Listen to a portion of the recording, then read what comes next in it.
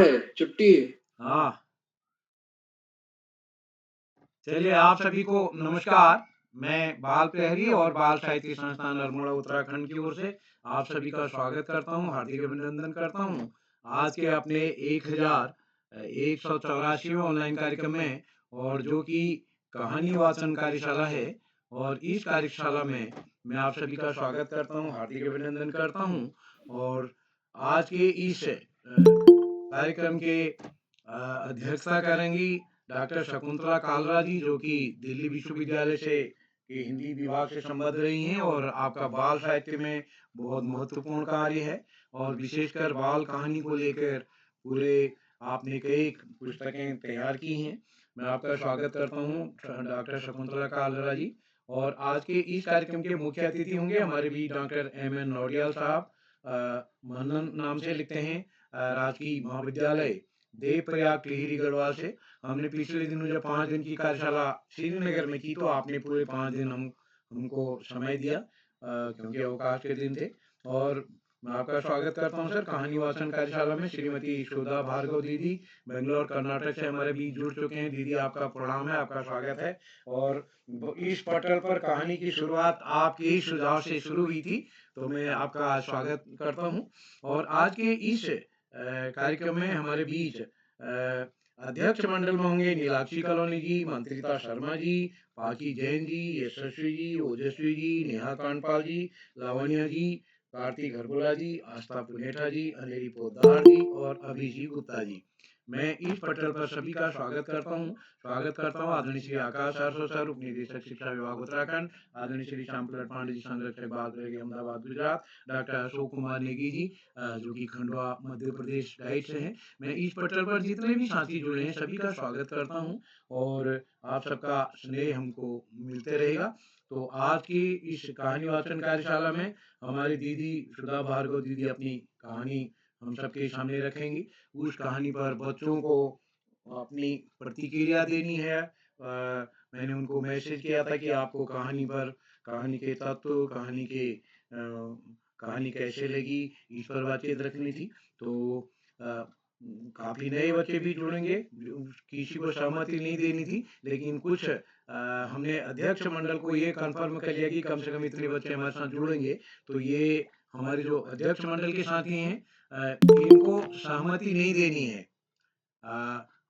कहानी सुनने के बाद चैट बॉक्स में अपना नाम लिख कर देना है, लेकिन जो हमारे अध्यक्ष मंडल में जिनका नाम ऑलरेडी है उनको सहमति नहीं देनी है। बाकी जो साथी नए हैं वो अपनी सहमति देंगे।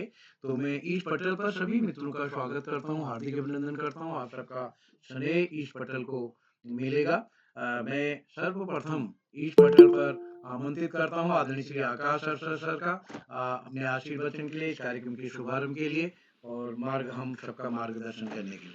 आदरणीय श्री आकाश सर, उप निदेशक शिक्षा विभाग उत्तराखंड। धन्यवाद जी सर। बहुत बहुत धन्यवाद किरोला जी। बाल प्रहरी के 1200वें पड़ाव की तरफ बढ़ती हुई इस कहानी वाचन कार्यशाला की अध्यक्षता कर रही डॉक्टर शकुंतला जी, मुख्य अतिथि के रूप में श्री नौडियाल जी, और कहानी वाचन का महत्वपूर्ण काम करने वाली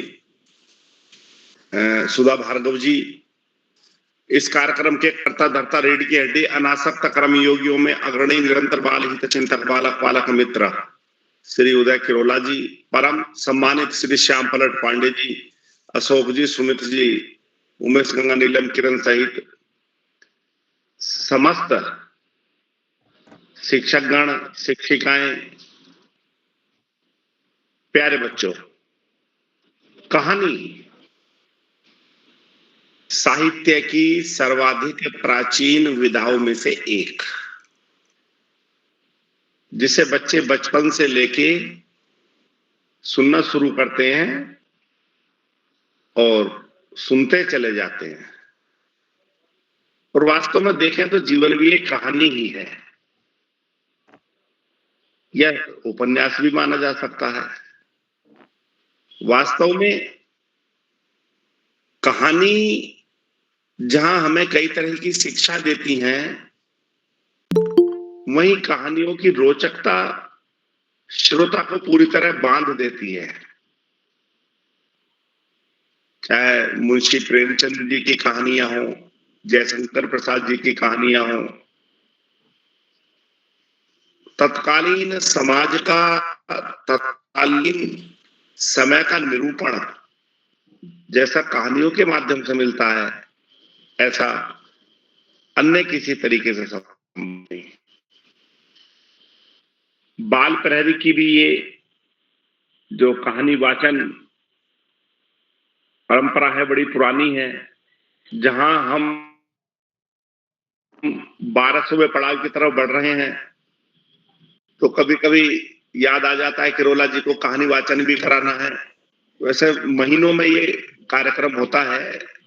मेरा ये भी अनुरोध रहेगा किरोला जी से कि इसकी फ्रीक्वेंसी थोड़ा घटा दीजिए, क्योंकि हम कहानी के माध्यम से शिक्षण में और पठन पाठन में भी महत्वपूर्ण कार्य कर सकते हैं।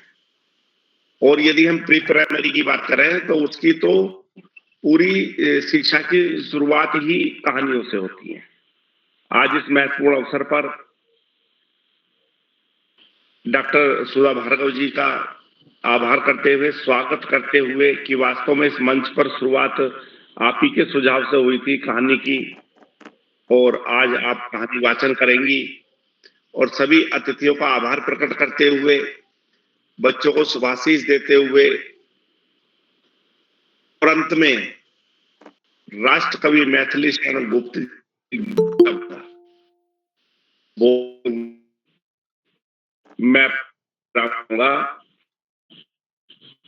हम क्या थे, क्या हो गए, क्या हो गए अभी, आओ मिलकर विचारें ये समस्याएं सभी। धन्यवाद। जय हिंद, जय भारत। जी, आदरणीय शास्त्री सर, आपका आभार, आपका आशीर्वाद हमको लगातार मिलता रहता है। आपके मार्गदर्शन में हम नई-नई गतिविधियाँ, नए-नए विधाओं को इस मंच पर लाते हैं। वास्तव में बहुत अच्छा सुझाव है, इसको हम कर लेते हैं। असल में ये होता है कि और कार्यशालाओं में तो हम एक मुख्य अतिथि ढूँढते हैं, यहाँ 2-3 को कम से कम तैयार करना पड़ता है 1 दिन के लिए। तो लेकिन अच्छा है इस कार्यक्रम में तो आपका आशीर्वाद हमको मिलता रहेगा। हमारे आज के इस कार्यक्रम के आदरणीय सुधा दी जुड़ चुकी हैं, उनकी कहानी का हम पाठ करेंगे। हमारे कुछ नन्हे-मुन्ने दोस्त भी जुड़े हैं, अभी ज़्यादा तो नहीं जुड़े हैं, लेकिन काफ़ी लोग जुड़ चुके हैं हमारे इस कार्यक्रम में। तो मैं सभी का स्वागत करता हूँ, हार्दिक अभिनंदन करता हूँ। मैं आज के इस कार्यक्रम में अपने नन्हे-मुन्ने दोस्तों से पूछना चाहता हूँ, क्या कहानी वाचन करें? जी। जितने नन्हे-मुन्ने दोस्त हैं, एक ही आवाज़ आई मेरे को। जी सर। सब लोग सुनने के लिए तैयार हैं? जी सर। हाँ, तो आपको कहानी को जी सर। सुनना जी, आपको कहानी को सुनना है। कहानी को सुन करके, सुनने के बाद अपना जो कहानी पर अपनी टिप्पणी रखना चाहें, वो कहानी पर टिप्पणी रखने के लिए अपना नाम चैट बॉक्स पर देंगे। और जो हमारे अध्यक्ष मंडल के साथी हैं 11 दोस्त, उनको अलग से सहमति देने की ज़रूरत नहीं है। उनका नाम ऑलरेडी हमारी सूची में है, तो वो उनको चैट बॉक्स में अपना नाम देने की ज़रूरत नहीं है। तो मैं एक बार सभी मित्रों का स्वागत करते हुए आदरणीय सुधा दी, आपका विशेष रूप से आभार व्यक्त करता हूँ। सभी मित्रों से निवेदन है अपना माइक बंद कर लेंगे और जब कहानी को सुनेंगे ध्यान से। और कहानी मैंने सबके सामने किया, कहानी के जो तत्व होते हैं, यानी कहानी के मुख्य तत्व हैं घटना, पात्र, संवाद, देश काल परिस्थिति, क्या कहानी समसामयिक विषय पर है, इसको नजर रखते हुए कहानी के तत्वों को हमारे दोस्तों ने पढ़ा होगा। क्या हमारी इस कहानी के तत्व हैं? यदि आप इस कहानी के लेखक होते तो कहाँ कहानी को आगे बढ़ाते? और यदि कहानी के किसी एक पात्र, कहानी तो हमने भी नहीं सुनी है अभी, कहानी के एक पात्र से अगर आप अपनी तुलना करें तो आप अगर वो पात्र होते तो क्या करते? ऐसे ही कुछ बिंदु मैंने आपको शेयर भी किए हैं। और उन सब पर भी नहीं, जितना आपको लगता है कि कोई और चीज कहानी में आपको लग रही हो तो आप जरूर अपनी बात रखेंगे। तो मैं आमंत्रित करता हूँ आदरणीय सुधा भार्गव दीदी को। उनका अभी जो हम बाल प्रेमी ने कहानी प्रतियोगिता आयोजित की थी, उस कहानी प्रतियोगिता में आपकी कहानी पूरे नेशनल राष्ट्रीय स्तर पर प्रथम आई थी। उसमें जज जो है बाहर के होते हैं, उसके बाद आपका है। और हम सब के लिए ये सुखद पक्ष है कि उस कहानी का जो पुरस्कार धनराशि है, आप हर साल आपकी कहानी लगभग लगभग हर साल निकलती है, तो आप उसकी धनराशि, इस बार आपकी 2 कहानियां निकली हैं, उसकी धनराशि आप बाल प्रेरी को देती हैं। ये आपके स्नेह अपनत्व के लिए आभार। मैं आपको आमंत्रित करता हूँ कहानी वाचन के लिए। अंत में आप एक किस्म से आयोजक मंडल के साथी होने के लास्ट में अपनी बात भी रखेंगी, तो अभी मैं केवल कहानी वाचन के लिए आपको आमंत्रित करता हूँ। आदरणीय सुधा दी। सबको मेरा नमस्कार और बच्चों को शुभकामनाएं। तो मैंने थोड़ा चेंज कर दिया है, क्योंकि हमारे देश की स्थिति कुछ दूसरी है। एक अरसे से आतंकवादियों के कारण हमारे देश की नींद उड़ गई थी, लेकिन वीर जवानों के कारण और सेना के कारण उन्हें नींद हमेशा के लिए सुला दिया है। आतंकवादी समस्या दूर तो नहीं हुई है। तो ऐसे समय में बच्चों, हमारा भी कुछ कर्तव्य है और देश का हर नागरिक का कर्तव्य है। तो इसी से रिलेटेड मैंने एक कहानी चुनी है, और कहानी का नाम है ढेशुम ढेशुम धाए धाए। कहानी का नाम है ढेशुम ढेशुम धाए धाए। तो बच्चा, एक बच्ची थी तुम्हारी तरह से भोली भाली, बड़ी सलोनी और खुश मिजाज, हंसती रहती और हंसी की फुलझड़ी छोड़ती रहती। लेकिन पापा की याद में कभी कभी उदासी उसके चेहरे पर उतर आती। दादी से उसका दुख नहीं छिपता था, वह भी दुखी हो जाती और भारी मन से समझाती, बिटिया तेरे पापा जल्दी आएंगे, वे एक वीर सिपाही हैं, देश की सीमा पर आतंकवादियों ने बहुत उपद्रव मचा रखा है ना, उन्हीं को खदेड़ने गए हैं। दादी माँ, जब पापा को मालूम है कि मैं उनके बिना नहीं रह सकती, तब मुझे अपने साथ क्यों नहीं ले जाते? ले जाएंगे तुम्हें भी, लेकिन उसके लिए तुम्हें भी सिपाही बनना पड़ेगा, और सिपाही बनने के लिए बहुत पढ़ना पड़ेगा। रसीली मन महसूस कर रह गई, क्योंकि अभी तो वह 4ठी कक्षा में ही थी। उस दिन घर में सबके चेहरे पर गुलाब खिले थे। रसोई ने भी घी और मसालों की खुशबू से महकना शुरू कर दिया था। रसीली की खुशियों का तो कोई ठिकाना ही नहीं। उसके पापा जो आने वाले थे। पापा को देखते ही रसीली चिल्ला पड़ी, पापा आ गए, पापा आ गए। चहकती बेटी की सुरीली आवाज सुनकर के पापा की तो सारी थकान छूमंतर हो गई, और आते ही उन्होंने उसे अपने कलेजे से लगा लिया। अब तो रसीली रात दिन पापा की नाम रटती रहती। उसकी बातों की पिटारी एक बार खुलती तो बंद होने का नाम नहीं लेती। एक दिन पापा खामोश बैठे थे, मम्मी भी उनके पास चुपचाप आकर बैठ गई। इतनी चुप्पा चुप्पी देख रसीली तो परेशान हो गई। पापा आप भी चुप, मम्मी भी चुप, मुझसे नाराज हो क्या? अरे नहीं बेटा, तू तो मेरी चांदनी है, अंधेरा तो मेरे साथ ही करके चले गए। पापा वे क्या सूरज थे? अरे नहीं बिटिया, आज तेरे पापा को सुबह से ही अपने साथियों की याद आ रही है, माँ ने कहा।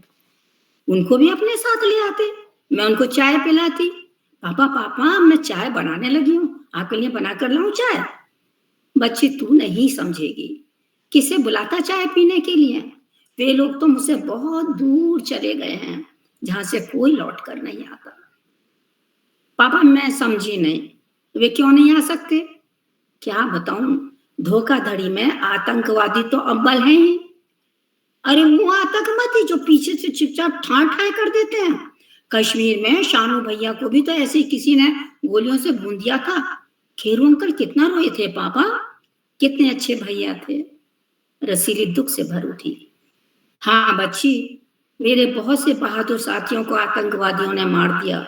अगर उन्हें जरा भी भनक लग जाती कि दुश्मन पीछे खड़े हैं, तो दनादन गोलियां उनके सीने से पार कर देते। लेकिन पापा उनको पीछे भी तो देखना चाहिए था। क्या बात करती हो बिटिया, उनके क्या पीछे आंखें थी जो देख पाते? तब तो पापा को सोचना पड़ेगा। उसने गाल पर हाथ रखते हुए कहा। एकदम उस समय बूढ़ी दादी लग रही थी। फिर अचानक उठकर चल दी। अरे कहाँ चली? पापा जरा कंगूरा के पास जा रही हूँ, हम दोनों मिलकर जरूर कोई खोज करेंगे, कोई उपाय निकालेंगे। जल्दी से भागती हुई वो गई और चिल्लाई, अरे कंगूरा जल्दी आ, जामुन खाने चलते हैं। उसकी एक आवाज पर कंगूरा हाजिर। दोनों बच्चे हाथ पकड़े कदम से कदम चलाते हुए चल दिए। दूर पेड़ के नीचे रसीली को लगा जैसे कोई छोटा बच्चा बैठा है। वह उत्सुकतावश उधर खिंची चली गई और साथ में कंगूरा भी। पास आई तो चौंक पड़ी, आंख बिचबिचाते बोली, सोचा कुछ था, निकला कुछ। लगता तो जूता है पर शक्ल बड़ी अजीब सी है, शायद सीधे अजायब घर से चला आ रहा है। अरे मैं योद्धा हूं, योद्धा, अच्छे अच्छों के छक्के छुड़ा देता हूं, 1 मिनट में दुश्मनों को सुला दूं, लड़ाई के मैदान से ही तो आ रहा हूं। ये बोलकर जूता शान से खड़ा हो गया। क्यों डींगे हाँक रहा है, बड़ा योद्धा बना फिर रहा है, जरा सा धक्का दूंगा तो कोसों दूर जा गिरेगा। कंगूरा ने उसी हंसी पर, मेरी बात का विश्वास कर कंगूरा, मैं बहुत ताकतवर हूं, जूता जरूर हूं पर नाजुक सा चमड़े वाला जूता नहीं हूं, रबड़ स्टील की प्लेट का बना सेंसर बूट हूं, सेंसर बूट। ओए तुझे मेरा नाम भी मालूम हो गया? क्यों नहीं होगा, पत्ता खड़खड़ाता है तो भी सेंसर के कारण मुझे सब पता लग जाता है। यह तो समझ गया बूट तू महान है, पर ये सेंसर स्पेंसर क्या लगा रखा है? अरे होगा कोई इसका पिछलग्गू, रसीली मजाक में बोली। कुछ भी कह लो, ये हमेशा मेरे साथ रहता है, मैं तो इसके बिना कुछ नहीं। सच में तू किसी काम का नहीं, बस एक काम आता है, आप अपनी तारीफ करना या अपने पिछलग्गू को साथ में रखना। अरे जरा हमें उससे मिला दे। सुन, यह सेंसर छोटा सा बिजली का यंत्र है।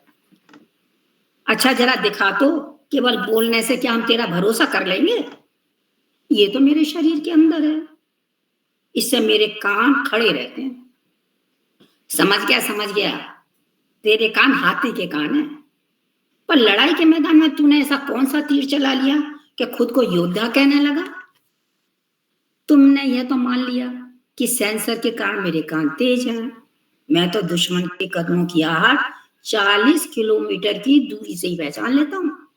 अरे कल ही की तो बात है, शत्रु के हमला करने से पहले ही मैंने उसका इरादा भांप लिया और ढुशुम ढुशुम करके उसका ढेर कर दिया। भूनोगे कैसे? कोरी गप, कोई बंदूक है क्या तुम्हारे पास? एक तरफ झुककर इशारा करते हुए जूता बोला, देखो ये बंदूक रात दिन मेरे पास रहती है, मेरे से चिपकी रहती है। तो कुछ मदद करना मेरी। पापा बता रहे थे बॉर्डर पर आतंकवादियों ने पीछे से बहुत से सिपाही अंकल पर हमला कर दिया, उन्हें बचा लेना। मुझे तो उन दुश्मनों पर बहुत गुस्सा आ रहा है। रसीली की मुट्ठियां भेज गई। इस बीमारी की दवा मैं हूं, मेरा सेंसर झट से बता देगा कोई पीछे खड़ा है, ऐलान बज उठेगा, उससे मैं सतर्क हो जाता हूं और बंदूक का इलेक्ट्रिकल ट्रिगर दबाते ही आगे पीछे फुर्ती से फायरिंग करने लगता हूं। बस दुश्मन का धड़ाधड़ गिरना शुरू। अब देख मैं हूं ना बहुत बड़ा योद्धा। बस बस अब ज्यादा शीख ना बगा, मान गई तू चतुर लड़ाकू है। कंगूरा बोला, अरे मुझ लड़ाकू को कभी भी आजमा लो, मैं अपने देश से बहुत प्यार करता हूं और देश पर मर मिटने वाले फौजियों को भी। हाँ, हमारे फौजी तो अब हमारी रक्षा के लिए कड़ाके की ठंड में भी लड़ते रहते हैं, ना जाने वे कहाँ कैसे रहते होंगे। रसीली बोली, अरे एक बात तो मैंने बताई नहीं, मैं फौजियों के पैरों को बर्फीले मैदान में गर्म भी रखता हूं, जिससे भी आराम से अपना काम करते हैं। ज्यादा हंसाए मत, अपने साथ हीटर लिए घूमता है क्या? कंगूरा हंसी से दोहरा हो गया। ठीक पहचाना, ओए बर्फ की चोटी पर स्विच भी जड़े रहते हैं क्या? उसकी तो जरूरत ही नहीं, मैं सोलर सिस्टम से चार्ज होता हूँ, इससे सूरज से मिलने वाली ऊर्जा बिजली में बदल जाती है। तू तो बड़े काम का है, मैं जरा तुझे पहन कर देखूं, पर पहनूं कैसे? एक जूता दोनों पैरों में। तेरा दूसरा जूता साथी कहाँ है? क्या करूं, मेरा भाई एक नंबर का आलसी है, आ रहा होगा पीछे पीछे। लो आ गया। मैं तो कभी से ना पहनूं, तू चलेगा आगे आगे, तेरा भैया पीछे पीछे। रसीली, जैसा तेरा नाम वैसे ही तेरी बातें रस से भरी। लेकिन हम जूते तो तुम्हारे पैर के हिसाब से बहुत बड़े हैं, तुम तो पहन नहीं सकती। ओहो, फिर क्या किया जाए? मेरे दिमाग में एक बात आई है, बताऊं? अरे बोल ना कंगूरा, जल्दी कर। क्यों ऐसे बोल रहा है? कि क्यों ना हम बड़े होकर फौजी बन जाएं। अरे वाह मेरे कंगूरा, ये बात तो मेरे दिमाग में आई ही नहीं। फिर तो इन जूतों को पहनकर दुश्मनों को इतना मारेंगे कि उन्हें अपनी नानी याद आ जाएगी और वह तालियां बजाती कूदने लगी। अब चल जल्दी से रसीली, बंदूक चलाने वाले इन जूतों के बारे में तुम्हारे पापा को बताना है, वो सुनकर बड़े खुश होंगे। उल्लास से भरे बच्चे घर की ओर दौड़ पड़े। अपनी सफलता पर उनके मन में लड्डू जो फूट रहे थे। तभी जूतों को अपना कर्तव्य याद आ गया और वह तेजी से फौजियों के पास लौट गए उनकी सहायता करने के लिए। तो बच्चों, ये कहानी खत्म हुई और ये कहानी इस किताब में छप चुकी है, रोशनी के पंख। ये मिनिस्ट्री ऑफ एजुकेशन से छपी है और इसी में से मैंने तुमको कहानी सुनाई है। तो बच्चों, अब हमारा भी कर्तव्य उन लोगों के बारे में। कहानी खत्म। जी, आदरणीय सुधा दी, आपका बहुत बहुत आभार। और इस कहानी पर अपने विचार रखने के लिए हमारे नन्हे दोस्त अपना चैट बॉक्स पर अपना सहमति देंगे, अपना नाम चैट बॉक्स पर लिखेंगे। और जैसे मैंने पहले बताया, जिनका नाम अध्यक्ष मंडल में है उनको सहमति नहीं देनी है। तो मैं सबसे पहले आमंत्रित करता हूं इस पटल पर आदरणीय हमारे इस अध्यक्ष मंडल के साथी अनेरी पोदार, जो कि इंदौर मध्य प्रदेश से हमारे बीच हैं। मैं उनसे निवेदन करता हूं वो आदरणीय दीदी का और हमारे सभी अतिथियों का स्वागत करेंगे और अपनी स्वागत बाल प्यारी की ओर से स्वागत करते हुए अपनी कहानी पर अपनी टिप्पणी रखेंगे। अनेरी जी, आपका स्वागत है इंदौर मध्य प्रदेश से। जी सर, आपका बहुत बहुत धन्यवाद। तो नमस्कार, मेरा नाम अनेरी पोद्दार है। मैं कक्षा 9वीं की छात्रा हूँ और मेडिकैप्स इंटरनेशनल स्कूल इंदौर से हूँ। और आज पटल पर उपस्थित हमारी मुख्य अतिथि डॉक्टर MN नौडियल मनन जी, आपका बहुत बहुत स्वागत करती हूँ, अभिनंदन करती हूँ। अध्यक्षता कर रहे डॉक्टर शकुंतला कालरा जी मैम, आपका भी बहुत बहुत स्वागत व अभिनंदन। और बहुत ही सुंदर, बहुत ही अच्छी, बहुत ही प्रेरणादायक कहानी जिन्होंने हमें सुनाई है, श्रीमती सुधा भार्गव मैम, आपका भी मैं बहुत बहुत स्वागत करती हूँ, अभिनंदन करती हूँ। साथ ही अध्यक्ष मंडल बाल मंच के मेरे साथी कुमारी नीलाक्षी, कुमारी मंत्रिता, कुमारी पाखी, कुमारी यशस्वी, ओजस्वी, नेहा, लावण्या, कार्तिक, आस्था और अभिषी जी, आप सभी का भी हार्दिक स्वागत व अभिनंदन। साथ ही परिचर्चा में जुड़े जितने भी भाई बहन हैं, अभिभावक गण हैं, शिक्षक गण हैं, आपका भी बहुत स्वागत करती हूँ, अभिनंदन करती हूँ। और इसके पश्चात मैं श्री उदय किरोला सर को बहुत बहुत धन्यवाद प्रकट करती हूँ उनका, कि आज उन्होंने एक बार मुझे पुनः अध्यक्ष मंडल में शामिल किया। साथ ही श्री श्याम पलक पांडे सर, आकाश सर, अशोक सर, आपका भी बहुत बहुत स्वागत व अभिनंदन। तो इस कहानी के बारे में मैं अपनी टिप्पणी रखती हूँ, मैं शारदे को नमन करते हुए। कहानी के बारे में तो मैं क्या ही कहूँ, मतलब एकदम ऐसे कहूँ ना, एकदम परफेक्ट कहानी थी ये, मतलब कुछ ना आगे पीछे करने की जरूरत ही नहीं है, बहुत ही अच्छी कहानी थी।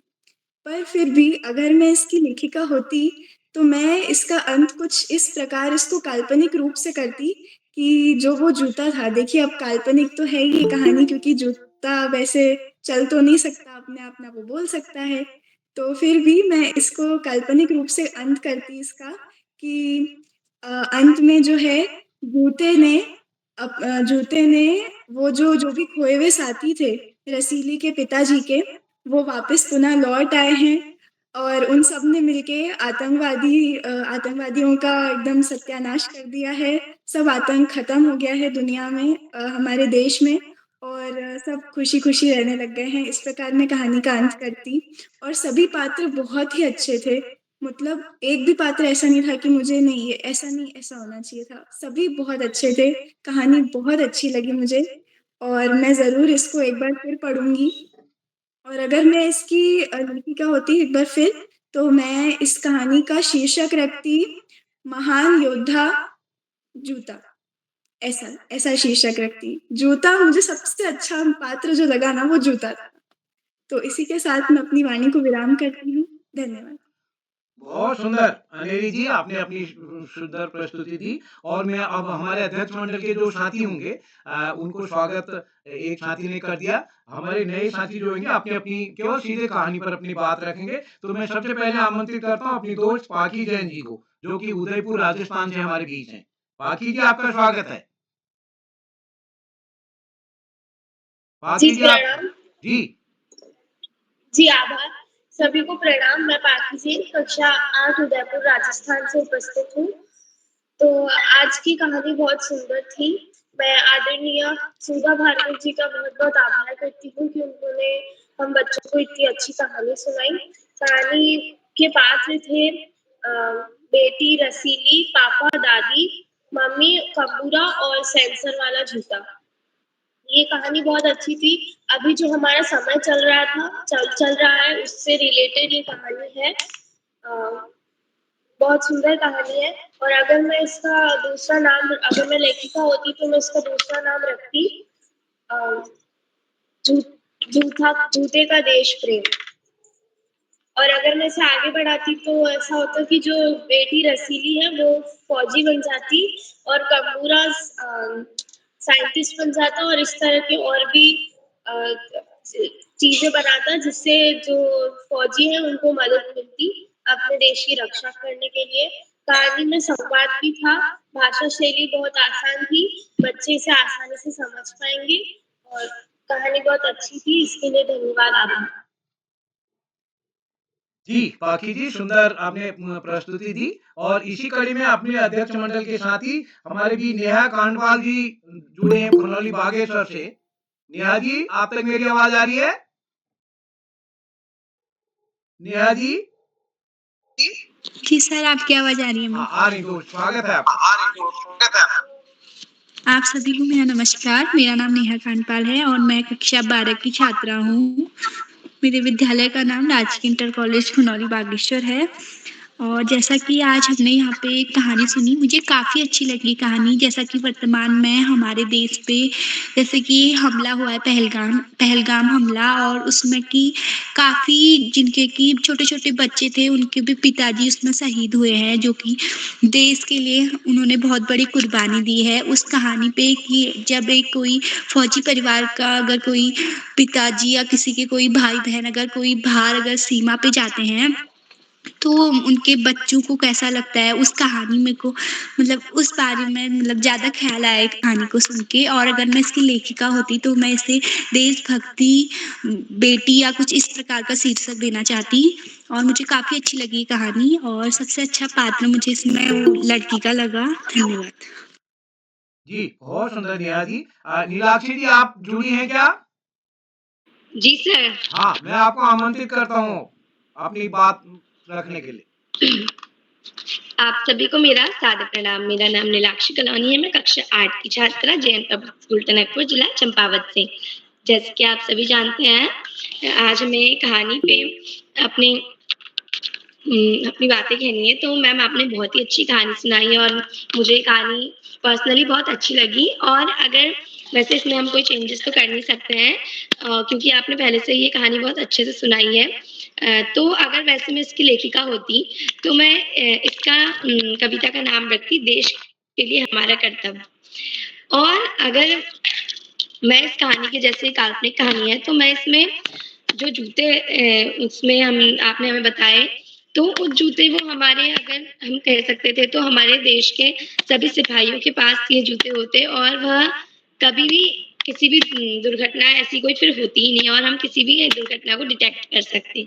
तो मैम आपने बहुत अच्छी कहानी सुनाई और ये बहुत ही अच्छी कहानी थी। धन्यवाद। जी। लावण्य जी आप जुड़ी हैं क्या? जी सर। हाँ, स्वागत है दोस्त आपका। जी सर, आपका आभार। नमस्कार, मेरा नाम लावण्य डिप्टला है। मैं कक्षा 8वीं की छात्रा हूँ। मेरे विद्यालय का नाम पीएमसी जवाहर नवोदय विद्यालय ताड़ीखेत है।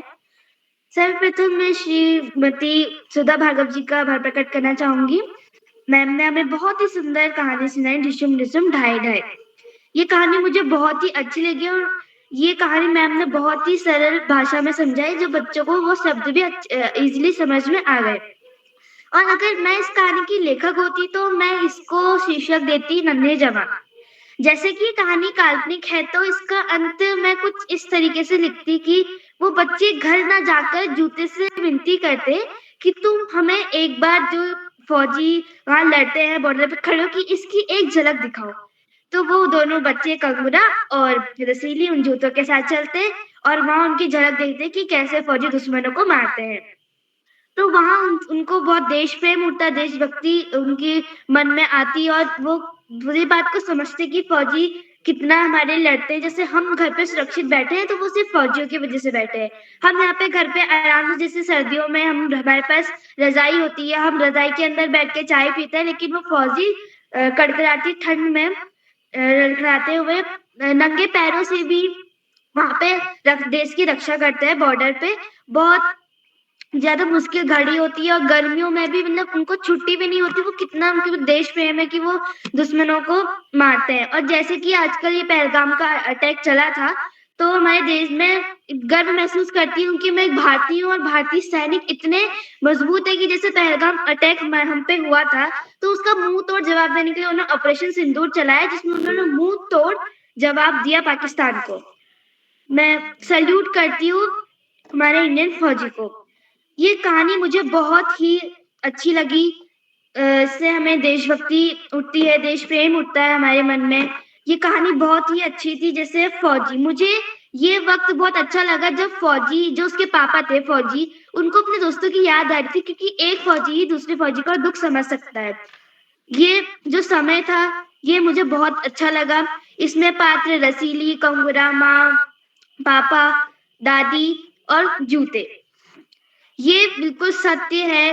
फौजी का दुख सिर्फ फौजी ही समझ सकता है और उसमें कितनी मुश्किलें होती हैं उन्हें बॉर्डर में लड़ने के लिए, फिर भी वो डटे रहते हैं। उन्हें अपनी जान की कोई परवाह नहीं होती, बस देश से प्यार होता है, देश की लोगों को देश के लोगों को रक्षा करने के लिए। हम घर पे बैठे हैं, सुरक्षित बैठे हैं, सहज बैठे हैं, तो वो सिर्फ देश के फौजियों की वजह से, हमारे देश के फौजियों की वजह से। I salute to Indian army. जय हिंद, जय भारत, धन्यवाद। बहुत सुंदर दोस्त आपने लावण्य जी अपनी सुंदर विचार अपने रखे और इसी कड़ी में मैं आमंत्रित करता हूँ कार्तिक हरबुला जी, वो शायद थोड़ी देर से जुड़े, कुछ जोड़ना चाहेंगे तो कार्तिक हरबुला जी। जी सर, मैं उपस्थित हूँ। क्या अब तक मेरी आवाज आ रही है? जी स्वागत है। आपने जितनी आप शायद जुड़ी गए थे समय पर, स्वागत है जी। जी सर, आपका बहुत बहुत आभार। सरस्वती नमस्तुभ्यं। सीधे बात करिए, सीधे बात करिए। जी सर, सर्वप्रथम ज्ञानदायिनी मां सरस्वती के चरणों में मेरा कोटि कोटि नमन। मेरा नाम कार्तिक हरबोला है। मैं द्वारा कॉलेज द्वारा 8 से कक्षा 9वीं में अध्ययनरत हूँ। जैसा कि आप सभी को विदित होगा, आज बाल प्रहरी के सुंदर मंच में कहानी वाचन कार्यशाला का आयोजन किया गया है, जो कि बाल प्रहरी का 184 ऑनलाइन कार्यक्रम है। तो इसमें हमें जो सुधा मैम है उन्होंने काफी अच्छी कहानी सुनाई, जिसका टॉपिक था डिशुम डिशुम ढाई ढाई। तो ये कहानी मुझे मतलब आज तक की मैंने ऐसी कहानियां कभी सुनी थी, मतलब कॉमन कहानियां सुनी थी जो कि मैंने यूट्यूब मतलब मीडिया से सुनी थी और कोई बच्चों से सुनी थी, मतलब बहुत ही कॉमन कहानी थी। आज मैंने मतलब फर्स्ट टाइम मेरा है कि मैंने इतनी अच्छी कहानी सुनी और ये सब देख जो है बाल प्रहरी की, क्योंकि मैं बाल प्रहरी में जुड़ा तभी मेरे को इतना एक्सपीरियंस हुआ। तो मतलब मैंने आज से पहले इतनी अच्छी और इतनी सुंदर कहानी कभी भी नहीं सुनी थी, जिसमें कई सारे पात्र थे, बेटी, रसीली, दादी, पपूली और जूते, सेंसर वाले जूते, कपूरा और फौजी इत्यादि। इसमें काफी सारे जो है पात्र थे और काफ़ी मुझे यह कहानी अच्छी लगी और यदि मैं इस कहानी का लेखक होता, तो मैं इस कहानी का शीर्षक रखता एक जूता रक्षा भी करता है। तो जैसा कि आप सभी को विदित ही होगा 22 अप्रैल को हमारे भारत में कुछ पाकिस्तानी आकर जो है टेररिस्ट अटैक कर देते हैं जिसमें 28 लोग मर जाते हैं। मतलब वो धर्म जाति पूछ के मार देते हैं जो कि बहुत बुरा हुआ और जो है फिर हमारे इंडियन आर्मी जो है दिन रात एक करके उन्हें मतलब जो पाकिस्तान को है वो जवाब देते हैं वापस कि ऐसा नहीं करना है और शायद ही पाकिस्तान अब दोबारा ऐसा करेगा। और जो हमारे देश के फौजी हमारे दिन रात एक करते हैं, चाहे सर्दी हो, चाहे कितनी भी गर्मी हो, मतलब आज अब अगर हम अपने घर में सुरक्षित बैठ रहे तो उन्हीं फौजियों की वजह से। तो मतलब और लोग होते कि आज मतलब मैं ही करूँ, मैं ही वो करूँ, सब मतलब आजकल किसी के अंदर राष्ट्र प्रेम की भावना नहीं है। एक फौजियों के अलावा पुलिस भी मतलब जितने भी जो भी अपने काम को ईमानदारी से कर रहा है वो सभी राष्ट्र प्रेम में आता है। तो हमारे लिए दिन रात एक करते हैं और हमारे देश को इतना सुरक्षित रखा है और जो है कई सारे जो है उन्होंने हमारे देश को सुरक्षित रखा है और वो काफ़ी हमारी रक्षा करते हैं, दिन रात एक करते हैं तभी जाके हम अपने घर में सुरक्षित रहते हैं। और जो ये ऑपरेशन सिंदूर चला था इसमें पाकिस्तानियों में कई सारे लोग वो मतलब जिन्होंने अटैक किया था वो तो मारे ही गए, लेकिन कई सारे हमारे हमारे जो है फौजी हो वो भी इसमें वो भी शहीद हो गए जो कि हमारे देश के लिए मर मिट जाते हैं। तो ये बहुत अच्छी बात है कि वो हमारे देश के लिए इतनी रक्षा करते हैं, इतनी मेहनत करते हैं। तो हमें गर्व होना चाहिए कि हम भारत देश के निवासी हैं और इसी के साथ मैं अपनी वाणी को विराम देता हूँ। धन्यवाद। जय हिंद, जय भारत। जी, कार्तिक जी अपनी बात रखी पूरी कहानी को और हमारे बीच मंत्रिता शर्मा जी जुड़ चुकी हैं, वो संभवतः देर से जुड़ी हैं। कुछ जोड़ना चाहेंगी? मंत्रिता जी? जी, नमस्ते सर। सॉरी, माफ़ी चाहूँगी कि मैं समय पर नहीं जुड़ पाई। जी। तो कैमरा ऑन नहीं कर पाऊँगी क्योंकि मैं अभी रास्ते में हूँ। हाँ, कोई बात तो नहीं। ये जी, तो ये कहानी मतलब बहुत ही अच्छी थी। देशभक्ति से ओत-प्रोत यह कहानी थी और इस कहानी को सुन के मेरे मन में सबसे पहले वो वाला गीत आ गया कि जब देश में थी दिवाली वो खेल रहे थे होली और जब हम बैठे थे घरों में वो झेल रहे थे गोली। तो हम आज जो सुरक्षित हैं, जो हम इस भारत में अपन यहाँ पर बैठे हैं शांति से, ये सिर्फ अपने भाइयों के कारण, अपने माँ भारती के वीर जवानों के कारण, सैनिक भाइयों के कारण है। नहीं तो हम इतने सेफ नहीं होते। वो आज बॉर्डर पर खड़े हुए हैं, हमारी सुरक्षा के लिए एक दीवार बन के बिना अपने प्राणों की चिंता करे हुए। इसलिए हम आज सुरक्षित हैं और जिंदा हैं हम। तो बहुत ही अच्छी कहानी लगी मैम और ऐसी कहानियाँ मतलब समाज में आनी चाहिए, समाज में होनी चाहिए क्योंकि साहित्य होता है वो समाज का दर्पण होता है और यदि साहित्य में ऐसी कहानियाँ होंगी हिंदी की बहुत ही अच्छी देशभक्ति से ओतप्रोत, तो हमारा जो साहित्य है उसमें देशभक्ति का रस घुल जाएगा पूरी तरह से। तो बहुत ही अच्छी कहानी थी और मतलब जिन बच्चों के जो माता-पिता हैं, हमारे जब पिता, हमारे माता जब नॉर्मली जॉब से भी बाहर जाते हैं, तो हम उनका वेट करते हैं कि कब आएँगे हमारे पिता, कब आएँगे हमारे माँ।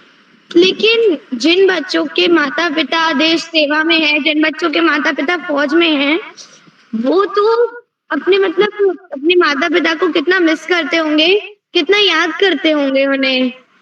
और इसीलिए हमारा मतलब जो सभी बड़े अभिभावक जन यहाँ पर उपस्थित हैं, तो उनसे मैं यही कहना चाहूँगी कि आपका उद्देश्य अपने बच्चों को डॉक्टर, इंजीनियर या टीचर या कोई बड़ी-सी नौकरी दिलवाने में नहीं होना चाहिए, बल्कि आपका जो मोटो है, आप जो चाहते हैं, वो अपने बच्चों को देश सेवा में डालने के लिए होना चाहिए। आपको अपने बच्चों को आर्मी में भेजना चाहिए। जी मंत्रिता जी, और आपने बच्चों को भी जी मंत्रिता जी, मैं एक आध को और बुला लेता हूँ। आपने अपनी बात रखी, मुख्य रूप से कहानी पर बात रखनी थी, आपने अपने विचार रखे, मैं आपको बधाई देता हूँ। और जो जी साथी अगर धन्यवाद। कोई इसमें अपनी प्रस्तुति देना चाहें, जिन्होंने कहानी सुनी, काफी बच्चे इसमें जुड़े हैं हमारे बीच, निशा जी जुड़े हैं हमारे बीच, अहम कुमार जी जुड़े हैं, कई साथी जुड़े हैं, और इस पटल पर हमारे साथ मीनाक्षी जी जुड़े हैं, नरेंद्र पाल सर, कामेश्वरी जी, संतोष मालवी साहब जुड़े हैं, और बलदेव राम साहू जी हमारे पास छत्तीसगढ़ से, बीना शर्मा जी, विक्रम पवार जी, कई साथी सीनियर साथी भी इस कहानी सुनी है। तो मैं अगले कड़ी में कोई बच्चे अपनी बात रखना चाहेंगे तो मैं उनको आमंत्रित करूंगा। उससे पहले मैं आमंत्रित करता हूँ आदरणीय डॉक्टर एम.एन. नौडियाल साहब, जो कि मनन उपनाम से लिखते हैं और आप राजकीय महाविद्यालय देवप्रयाग में हैं। मैं सर आपको आमंत्रित करता हूँ इस कहानी पर अपनी बात रखने के लिए। धन्यवाद सर। आज के इस कार्यक्रम की अध्यक्षता कर रहे डॉक्टर शकुंतला कालरा जी, कहानी का वाचन कर रही मैम सुधा भार्गव जी, और आज के इस कार्यक्रम में उपस्थित आकाश सारस्वत जी, श्री श्याम पांडे जी, और इस महान व्रत के जो परम तपस्वी हैं उदय किरोला सर जी, आप सभी को मेरा प्रणाम। और जो अध्यक्ष मंडल के सारे बच्चे हैं, नीलाक्षी जी, मंत्रिता जी, पाखी जी, यशस्वी, ओजस्वी, नेहा, लावण्या, कार्तिक, आस्था, अनेरी, पोद्दार और आभिषी, आप सबको मेरा साधुवाद। कहानी का जो शीर्षक है वो अपने आप में एक आकर्षण है। मुझे लगता है कि किसी भी रचना का एक शीर्षक जो होता है वो अगर खुले दरवाजे की तरह है तो वो अपने आप को में आकर्षित करके आमंत्रित करता है, आइए मुझे पढ़िए करके। तो कहानी का जो शीर्षक है, सबसे पहला जो आकर्षण है, आमंत्रण है, वो इसमें मिला कि डिशुम डिशुम ढाए ढाए, एक वास्तविकता को लेकर के। इसमें पारिस्थितिकी जो वर्तमान की परिस्थितियां हैं, ये उसको तो सत्यापित कर ही रहा है, वो एक आकर्षण है ही। लेकिन उसके साथ ही जो है, मुझे मुंशी प्रेमचंद्र जी की एक वो आती है, वो कहानी को बताते हैं कि कहानी जो विधा है ये ध्रुपद की तान है। ध्रुपद की तान मतलब कहा कि रात भर संगीत को सुनने से जो सुख है वो केवल एक कहानी के सुनने मात्र से आ जाता है।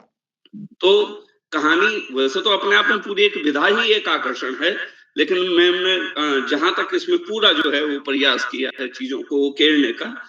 इसके जो पात्र हैं, रसीली जो पूरी तरह से अपने चरित्र को और नाम को दोनों को बिल्कुल परिभाषित कर रही है। रसीली जो उसको नाम दिया गया है, उसके कैरेक्टर को पूरी तरह से जस्टिफाई कर रहा है। ये कहानी का बहुत अच्छा एक पॉजिटिव पॉइंट है। रसीली के साथ जो कंगूरा है और जूते साहित्य की एक अवधारणा है। काव्य शास्त्र ये कहता है, कहा कि अपारे काव्य संसारे कविरेक प्रजापति यथास्मे रोचते विषुम तथेरम परिवर्तते। भाई साहित्य हमें आकर्षित करता क्यों है? जिस चीज को या जिन व्यवस्थाओं को हम सामान्य जगत में देखते हैं, सामान्य जगत की वो चीजें जो हम नहीं कर सकते, वो सारी साहित्य जगत में आकर के उतर जाती है। इसलिए साहित्य आकर्षक होता है। क्यों? क्योंकि सामान्य जगत में जो हमारी व्यवस्थाएं होती हैं कि अपारे काव्य संसारे कविरेक प्रजापति, केवल कवि ही उसमें प्रजापति है। सामान्य जीवन में जूता कहीं संवाद कर ही नहीं सकता है, उसके अंदर संवेदनाएं नहीं है, वो किसी तरह से हमारी भावनाओं के साथ कनेक्ट नहीं। लेकिन कहानी में ये जूता जो कनेक्ट होकर के आ रहा है, वो अपनी संवेदनाएं रख रहा है। एक ये सच्चाई है कि इस लड़ाई में जूते का पूरा रोल है, लेकिन उसे हम व्यवहारिक जगत में नहीं दिखा सकते। तो कहानी में जूते का जो किरदार है, ये अपने आप में आकर्षण पैदा करता है। ये इसकी बहुत बड़ी एक सुंदरता है। तो मैं मैडम को बहुत बहुत बधाई देना चाहूंगा इतने अच्छे कहानी के लिए। और जो वाचन था कहानी का, वो लेखन को पूरी तरह से क्या है, प्रस्तुतिकरण में उतार रहा था। तो मैडम को बहुत बहुत बधाइयां, बहुत बहुत शुभकामनाएं आगे भी इसी तरह के लेखन के लिए। शीर्षक की जो स्थिति कहानी में देशभक्ति पूरी तरह से है जो प्रेरित कर रही है। कहानी का आकर्षण जो है वो पैदा करता है, कहा कि उसकी दुनिया में वास्तविक जो बाध्यताएं हैं वो समाप्त हो रही हैं। यही कहानी का आकर्षण भी होता है। तो मैं बहुत बहुत दोबारा से मैडम को बधाई देना चाहूंगा इस तरह के लेखन के लिए। और सभी बच्चों ने अच्छे से सुना, अच्छी प्रतिक्रियाएं बच्चों की आई, उसके लिए साधुवाद, धन्यवाद। जी, आदरणीय डॉक्टर नौटियाल सर, आपका आभार। आपने बहुत अच्छा अपनी ओर से समालोचना की है, मैं आपको आपने समय निकाला। इसी कड़ी में आदरणीय शकुंतला कालरा दीदी हमारे बीच जुड़ी हैं। मैं उनको आमंत्रित करता हूँ, उसके बाद मैं फिर अध्यक्ष जी, क्योंकि ऑनलाइन पटर्न जैसे और साथी जुड़ेंगे, बातचीत को करते रहेंगे। इसलिए भी नहीं तो दीदी को मैं बाद में बुलाता हूँ, उनका कभी भी नेट गड़बड़ हो जाता है, तो मैं पहले दीदी को आमंत्रित कर लेता हूँ। आदरणीय शकुंतला कालरा जी, जो कि दिल्ली विश्वविद्यालय से रही हैं और बाल साहित्य में बहुत महत्वपूर्ण काम आपका पूरा राष्ट्रीय स्तर पर है। तो दी मैं आपको आमंत्रित करता हूँ, आदरणीय डॉक्टर शकुंतला कालरा दी। आप तक मेरी आवाज आ रही है? शकुंतला कालरा दी?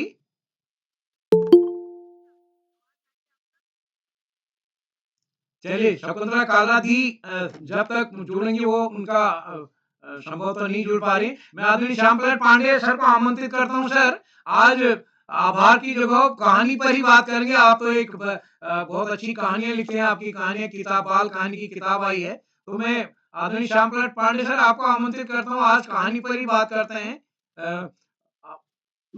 बहुत बहुत बहुत धन्यवाद, बहुत बहुत हार्दिक आभार आदरणीय किरोला जी। जी सर।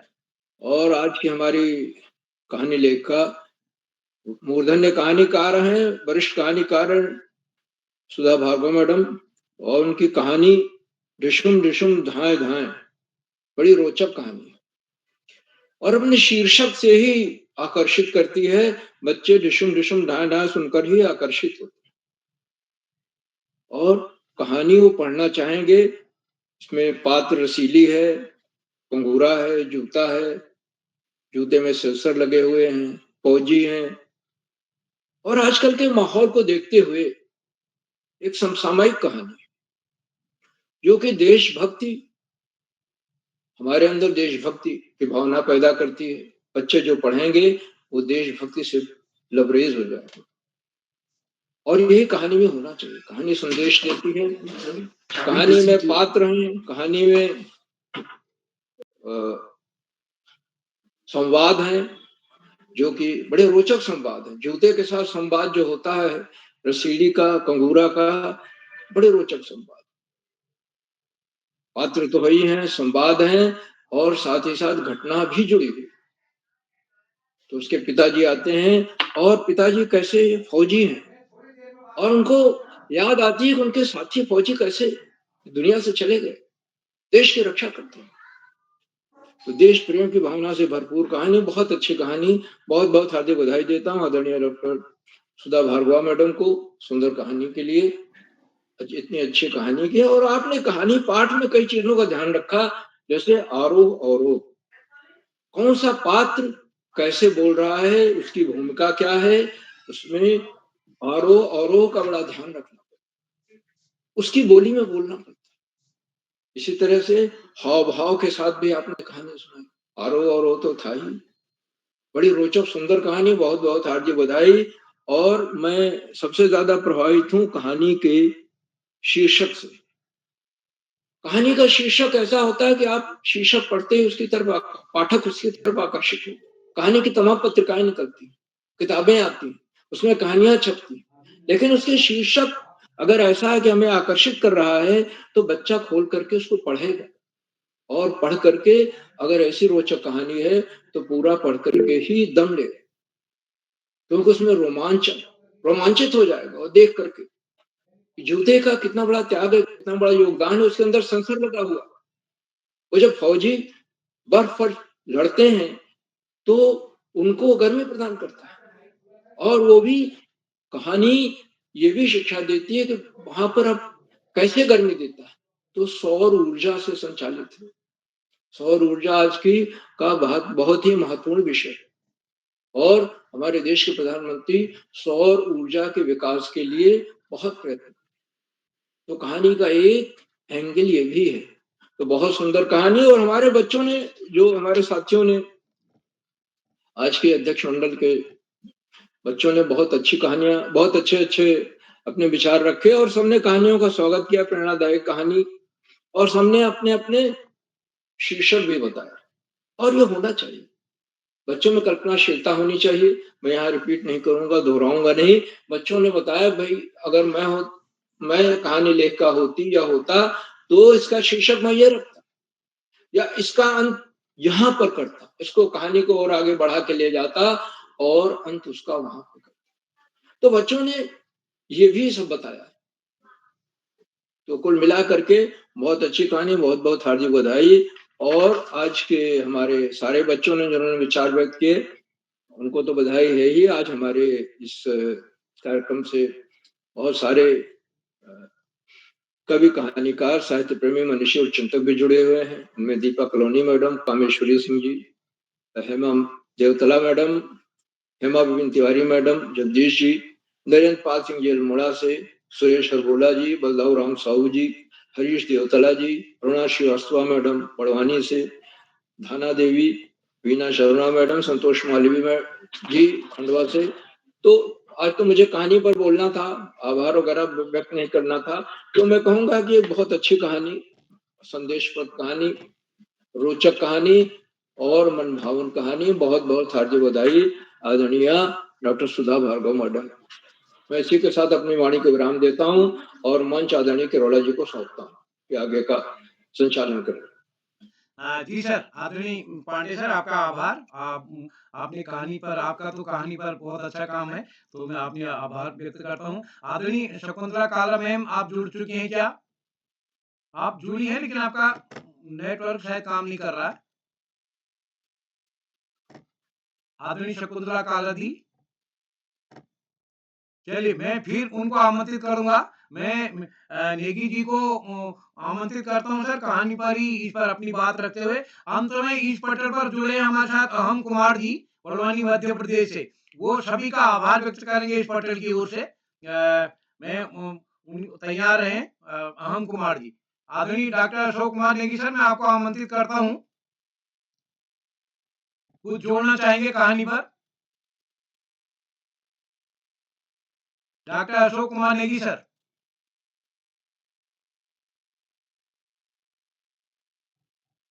नेगी सर, आप तक मेरी आवाज आ रही है? चलिए शकुंतला दी जुड़ी दी, आप तक मेरी आवाज आ रही? चलिए समय का सदुपयोग करते हुए मैं आदरणीय सुधा भार्गव जी को आमंत्रित करता हूं अपनी बात रखने के लिए। एक किस्म से वो आयोजक हैं, आयोजक सभी का आभार व्यक्त करने के लिए भी और अपनी बात रखने के लिए भी। सुधा जी, आपका स्वागत है। हाँ, मैं फिर तो वरिष्ठ साहित्यकार, साहित्य प्रेमियों, बच्चों ने मेरी कहानी सुनी और अपने अपने विचार दिए, उससे मुझे बहुत अच्छा लगा और उससे ऊर्जा भी मिली लिखने की। और अशोक कुमार नेगी जी बोलते तो बहुत अच्छा था। श्याम पांडे जी ने, डॉक्टर नौडियाल का, इन सब का बहुत बहुत धन्यवाद, बहुत ही अच्छी तरह से दिया है। बच्चों ने भी अपने अनुसार बहुत अच्छी टिप्पणी दी है। सबसे बड़ी बात, सब लोगों को पसंद आई कहानी, इसके लिए बहुत बहुत धन्यवाद। और वैसे मैं बताऊं, इस पर सेंसर बोर्ड्स पर रिसर्च हो रही है, तो हमारे भारत में तो नहीं हो रही है, विदेशों में हो रही है। तो जब मैंने पढ़ा तो कहते हैं ना, कहानी का बीज पड़ गया और फिर उसके चारों तरफ ताना बाना बुना तो कहानी तैयार हो गई। और ये कहानी इसलिए भी मैंने दी है कि बच्चों को एक विज्ञान की सोच मिले। जैसे बच्चे सोच रहे हैं, कल्पना से कुछ हो सकता है। आजकल छोटे छोटे बच्चे भी बड़ी बड़ी बातें करते हैं, हमें आश्चर्य होता है। अभी पिछली बार मैंने पढ़ा था, भारत में सेंसर लगा हुआ डस्टबिन एक बच्चे ने तैयार किया है कि आवाज वहां पहुंचते ही वो खुल जाता है और अगर आपने गलती से चाकू फेंक दिया तो सायरन बजने लगता है और पुलिस आ जाती है। तो इस तरह से बच्चे ऐसी न्यूज के कांटेक्ट में रहे। और बच्चों से मैं कहना चाहती हूँ, एक बच्चे ने कहा कि इंजीनियर्स डॉक्टर्स नहीं होने चाहिए, फौज में लोग जाने चाहिए। बच्चों, देश की सुरक्षा के लिए दो तरह के लोग चाहिए। एक तो बॉर्डर पर खड़े होकर के बाहर आक्रमणों से और तूफानों से देश की रक्षा करते हैं। एक देश में रह कर के लोग देश की रक्षा करते हैं, देश की सेवा करते हैं। इंजीनियर्स हैं, नई-नई टेक्निक्स देखते हैं, डॉक्टर्स हैं, बीमारों को बचाते हैं, तो वो भी तो देश की सेवा ही है। तो देश के लिए कोई भी काम करो, मन से करो, वो सब देश सेवा है, चाहे फौज में भर्ती होकर के, चाहे देश में रह के। इसलिए कोई भी काम बुरा नहीं है, बशर्ते देश की उन्नति के लिए और देश की सेवा करने के पॉइंट ऑफ व्यू से किया जाए। और मैं उदय किरोला जी का धन्यवाद, उन्होंने मुझे याद किया। और इसी तरह से कहानी सेशन चलता रहे बस। और सबसे मिलकर के बहुत खुशी हुई। सबसे नमस्कार। चलिए आदरणीय सुधा दीदी आपका आभार। शकुंतला दी आप जुड़ी हैं क्या? उनका माइक तो खुला है लेकिन आवाज मेरी नहीं पहुंच रही है। वैसे सुन रही थी, मैंने उनको फोन भी किया है। सुधा दी मैं आमंत्रित करता हूँ डॉक्टर अशोक कुमार नेगी सर। हाँ बताइए, उनको भी बुलाइए। डॉक्टर नेगी सर, लगता है उनका भी नेट काम नहीं कर रहा है। जी नेगी सर, आप तक मेरी आवाज आ रही है? Doctor Negi sir. शकुंतला जी तो हैं, लेकिन उनका माइक वो आवाज दे रहा हूँ मैं, बात नहीं हो पा रही उनसे। नमस्कार शकुंतला जी, आपका इंतजार कर रही हूँ मैं। भाई हम तो बहुत परिचित हैं। हाँ वो है, लेकिन उनका मेरी आवाज शायद नहीं पहुंच रही वहां तक। नेगी सर, आप तक भी मेरी आवाज नहीं आ रही है? तो चलिए, अहम कुमार जी हैं क्या? अहम कुमार जी हैं? हाँ सर, प्रणाम सर। हाँ सर, मैं आपको आमंत्रित करता हूँ कहानी पर अपने पक्ष रखने के लिए। जी सर। कहानी जो मैम, नमस्ते मैम, आपने जो कहानी सुनाई वो मुझे बहुत ही प्रेरित लगी, क्योंकि इस समय में जो आपने कहानी सुनाई, जैसे अभी पहलगांव का हमला हुआ था, तो जो आपने कहानी सुनाई तो मिलती जुलती थी कि ना, पर ये जो पहलगांव में जो हुआ था हमला, वो टेररिज्म अटैक था। वो पूछ के बोला गया था कि आप हिंदू है कि मुस्लिम, और जाति के भेदभाव पे ना मारा गया था लोगों को। और बचाने के मतलब एक जो मुस्लिम था जो हिंदुस्तान में रहता था, उन्होंने जो कश्मीर में रहते थे, तो उनने बचाने के लिए किया था, तो उनको भी मारा गया था। तो मतलब टोटल 27 लोगों की हत्या करी गई थी। तो जो हमारा जो ऑपरेशन सिंदूर चल रहा है, तो मोदी जी ने बहुत अच्छा करा। और जो आपने कहानी सुनाई कि ना पीछे से हमला कर दिया था, तो अगर मैं इस कहानी का लेखक होता तो इस कहानी को इस प्रकार से आगे बढ़ाता कि जो फौजी पिता थे, वो उनको है ना, उनकी बेटी जो है वो जूते लाके दे देती है, और फिर बाद में ये होता है कि जब वो जूते लाके दे देती है तो उसके पिताजी ऐसे और बहुत सारे जूते बनवाते हैं, और बड़े होकर के जो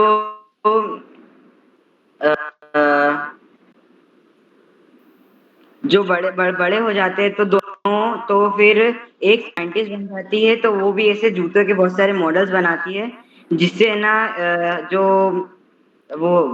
मतलब हमला किया था वो हमला नहीं हो पाता, और वापस वो मतलब जो लोग गुम गए थे, मतलब जो लोग चले गए थे, वो वापस आ जाते हैं। मैं अपनी वाणी को यहीं विराम देता हूँ। अहम कुमार जी, आपको सुंदर अभिव्यक्ति के लिए आभार। मैं असल में आपको सीधे इसलिए बुलाया, हम आपसे अगला कार्यक्रम संचालन कराने का हमारा मन है, और यही देखिए हमारे आपने बिल्कुल पूर्व तैयारी की, अपनी बातचीत रखी, और इस पटल पर ये कहानी वाचन कार्यशाला के माध्यम से ही बच्चों को आगे बढ़ने का मौका मिलता है। यही पता लगता है, अमूमन और विधाओं में तो ये होता है कि कहानी लिख के ले लिया, रट के ले लिया, लेकिन यहाँ अपनी पूरी होती, तो सब आप तैयार रहें संचालन करने के लिए। जब भी आपको समय मिले आप मेरे को फोन करिएगा, क्योंकि आप ज्यादा व्यस्त रहते हैं, आपके और ट्यूशन आदि भी होते हैं, आप मेरे को जरूर बताइएगा, हम चाहेंगे। तो एक बार शकुंतला दी को मैं फिर आमंत्रित करता हूँ। शकुंतला दी, लगता है उनका नेटवर्क, मैंने उनको फोन भी किया बीच में, हाँ कर रही थी वो, लेकिन कहाँ गड़बड़ हो रही है पता नहीं चल रहा है। तो मैं आदरणीय पांडे सर कहानी को आगे क्या बढ़ाएं, फिर सत्र को समापन की ओर ले चलें। आदरणीय नेगी जी जुड़ गए हैं। नेगी जी बोलिए, आदरणीय नेगी जी। जी आदरणीय सर डॉक्टर प्रणाम अशोक कुमार सर। नेगी सर, स्वागत है आपका। बहुत बहुत धन्यवाद आदरणीय उदय किरोला जी, आज की इस सुंदर कहानी वाचन कार्यशाला जो कि बालपरी का 1184वां ऑनलाइन कार्यक्रम है। इस कार्यक्रम की अध्यक्षता कर रही देश की जानी मानी वरिष्ठ साहित्यकार आदरणीय डॉक्टर शकुंतला कालरा जी दिल्ली से। आज के कार्यक्रम का मुख्य अतिथि स्वीकार कर रहे आदरणीय डॉक्टर M.N. नोडियाल जी मनन जी जो देवप्रयाग टेहरी से हैं। और इस कहानी वाचन कार्यशाला का जो केंद्र बिंदु है, जो धुरी है, वो कहानी वाचिका है आदरणीय श्रीमती सुधा भार्गव जी जो बेंगलोर कर्नाटक से हैं और बालपरी मंच पर निरंतर जुड़ती हैं और हमें विभिन्न विधाओं से रूबरू कराती हैं। और आज की कहानी में भी आदरणीय सुधा भार्गव जी ने एक जोरदार दस्तक दी है कि जितने भी बच्चे कहानी को ध्यानपूर्वक सुन रहे थे, उन सभी बच्चों ने अपनी रचनात्मक सृजनात्मक क्षमता का यहाँ पे उल्लेख करते हुए अपने प्रभाव को व्यक्त किया है और कहानी की संवेदना को, कहानी के पात्रों की जो एक चिंतन है, उसको बच्चों ने अपने उद्गार के माध्यम से समीक्षात्मक रूप में प्रस्तुत करने का सुंदर सहज प्रयास किया है।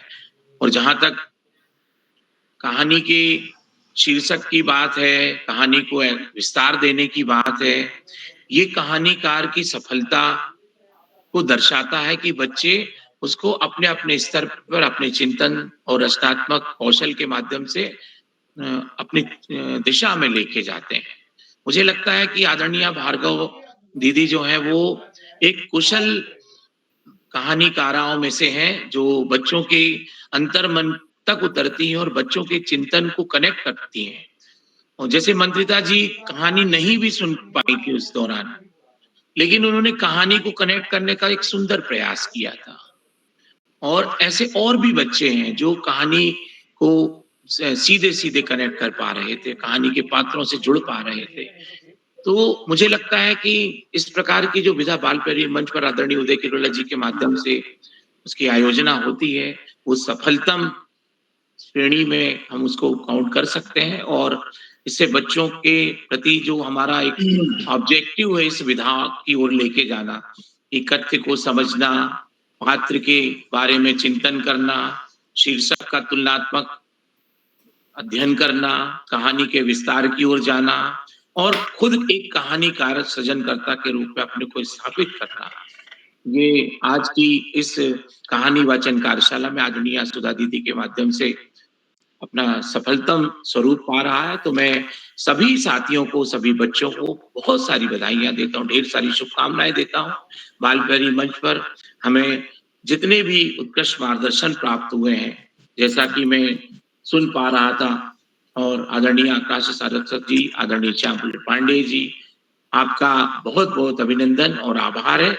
जो बच्चे अध्यक्ष बाल मंडल में बाल मंच पर अपनी प्रस्तुतियां दे रहे थे, नीलाक्षी जी, मंत्रिता जी, पाकी जी, यशस्वी जी, ओजस्वी जी, नेहा जी, लावण्या जी, कार्तिक जी, आस्था जी, अनेरी पोद्दार जी, अभिषेक जी और अहम कुमार जी, आप सभी बच्चों ने अपने उत्कृष्ट प्रदर्शन का यहाँ पे उल्लेख करते हुए अपने व्यक्तित्व को निखारने का एक सुंदर प्रयास किया। तो आप सभी को भी ढेर सारी बधाइयां और स्नेह प्रेषित करते हैं। बालपरी मंच पर जितने भी साथी प्रत्यक्ष और अप्रत्यक्ष रूप से इस मंच से जुड़े हुए हैं, उन सभी का अभिनंदन करते हुए मैं एक बार पुनः आदरणीय उदय किरोला जी की ऋषिवत तपश्चर्या को प्रणाम करता हूँ और अनेक अनेक धन्यवाद प्रेषित करते हुए, साधुवाद ज्ञापित करते हुए बालपरी मंच पर शुभ यामिनी कहता हूँ और मंच आदरणीय उदय किरोला जी को सौंपता हूँ। बहुत बहुत धन्यवाद, बहुत आभार, शुभ रात्रि। आदरणीय उदय जी।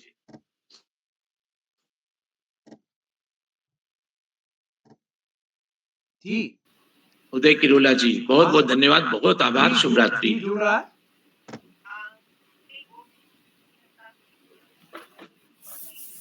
आदरणीय सुधा जी भी जुड़ गई हैं। आदरणीय सुधा भार्गव दीदी, आपका एक बार पुनः मंच पर अभिनंदन है। बहुत बहुत धन्यवाद। आपने जी अपने हाँ, आपकी आवाज मूल्यवान को शब्द देखता कुछ हूँ मैं। बोले, जी बहुत अच्छा लगा। आज की अध्यक्षा आदरणीय डॉक्टर शकुंतला कालरा मैडम को जोड़ना है, हम उनकी प्रतीक्षा में हैं। दी मैं उनको जोड़ रहा हूँ, वो फोन पर ही कुछ बात करेंगी क्योंकि उनका उन्होंने दोबारा भी किया है, बात नहीं हो पा रही। दी संक्षिप्त में अपनी आशीर्वचन हम सबके को देंगी, तो मैं आमंत्रित करता हूँ जी। दी, आपकी आवाज जितनी भी जा पाएगी हमारे यहाँ। नमस्कार सबको। सुधा जी, आवाज आ रही है मेरी आपको? हाँ, धीमी धीमी आवाज आ रही है। फोन से पहुंच रही है आवाज की नहीं? हाँ, आ रही है, आ रही है। फोन से आ रही है। हाँ, सुधा जी, आपने जो कहानी सुनी सचमुच आज के परिवेश के हिसाब से थी, बहुत अच्छी लगी मुझे कहानी। और सबसे बड़ी बात थी कि बच्चों ने इसको बहुत पसंद किया, और जिस तरह से उन्होंने अपनी प्रतिक्रिया जाहिर की, तो इससे बड़ी सफलता हो ही नहीं सकती, क्योंकि कहानी के जो पाठक हैं वो बच्चे हैं, है ना। उन्होंने इसको पसंद किया। विषय की दृष्टि से भी ये कहानी बहुत अच्छी थी, और सबसे बढ़िया थी इनकी भाषा। देखिए, भाषा ऐसी चीज है जो विषय को आत्मसात करके उससे संप्रेषणीय बनाती है ना। जैसे ही वो सही बनती है बच्चों के लिए, तो बच्चों को उससे लगाव हो जाता है, और यही लगाव जो है उसे लोकप्रिय बनाता है। और मुझे लगता है जितना विषय समर्थ था, उससे ज्यादा उनकी भाषा भी समर्थ थी। और भाषा ने विषय को प्राणवान बनाया था, और विषय ने भाषा को प्राणवान बनाया था। मैं सुधा जी की साहित्य से परिचित हूँ। इनकी एनबीटी से किताब आई थी, ये बचपन की छोटी छोटी बातें, जब मैं छोटी थी। छोटी छोटी बातें। और वो प्रकाश मनु जी ने भी मुझे कहा कि मुझे वो किताब बहुत अच्छी लगी है। मैंने मंगवाई फिर वो, और आपको बता दूं कि मेरी अभी एक पुस्तक आई है, बाल साहित्य की 75 श्रेष्ठ पुस्तकें, उसमें आपकी वो किताब है, छोटी छोटी बातें जो है बचपन की जो है। सचमुच एक एक छोटी बातों को कैसे माइन्यूटली मैडम ने उसको उसमें एक्सप्रेस किया है। तो मैं पहले तो माफी मांगती हूँ कि हर बार मेरे साथ यही होता है, और मैं केरोला जी से इसलिए भी बचती हूँ कि मैं जुड़ नहीं पाती हूँ। पता नहीं क्या इसमें दोष है। अभी मैं वेबिनार में थी जो 5 बजे से 9 बजे तक था, और मैंने उनसे 7 बजे माफी मांगी कि मुझे अभी दूसरे उसमें जुड़ना है। वहाँ तो बड़े मजे से चल रहा था सब कुछ, बोल भी ली मैंने, सुन तो मैं अभी भी रही हूँ, पर पता नहीं क्या दुविधा हो जाती है इसमें। एक तो टेक्नोलॉजी से उतना वाकफ नहीं जो कर रही हूँ मैं। ये देखिए, एक बार देखिएगा फिर से। अब आवाज आ रही है क्या? आई है क्या? आवाज नहीं आई ना? हाँ, कुछ तो गड़बड़, क्योंकि चिन्ह तो यहाँ ठीक है ना। अच्छा, सबसे बड़ी बात ये है कि केरोला जी लगातार जी दी, आप अपना माइक ऑन करिए, शायद वहां से आ रही है आवाज इस समय। अपना माइक ऑन करिए, ऑन करिए अभी। हाँ, आप करिए। आप हो रहा है ऑन, मैंने कर दिया। हाँ, आ रही आवाज? हाँ, आप बोलिए आप। हाँ, मैं ये कह रही हूँ कि आप जो ये कार्यशालाएं आयोजित करते हैं, मुझे लगता है इससे बच्चों में बड़ी जो रचनात्मकता है वो क्षमता बहुत बढ़ती है, क्योंकि जिस ढंग से उन्होंने अपनी प्रतिक्रिया व्यक्त की है, जरूरी बात है कि उन बच्चों को ये लगता है कि हम भी ऐसी रचना लिख सकते हैं, और वो लिखेंगे भी सही, क्योंकि एक शीर्षक बताने से ही पता चलता है कि उनमें भी रचनात्मकता की जो क्षमता है वो बहुत ज्यादा है। एक तरह से शीर्षक बताने में ही उनकी जिसे कहना चाहिए क्रिएटिविटी का हमें अंदाज हो जाता है, और फिर आगे ये कहना कि अगर मैं होती तो तो इस कहानी को ऐसे ले जाती, इस कहानी को ऐसे ले जाती। तो अच्छी बात है इस तरह के उसमें। तो कहानी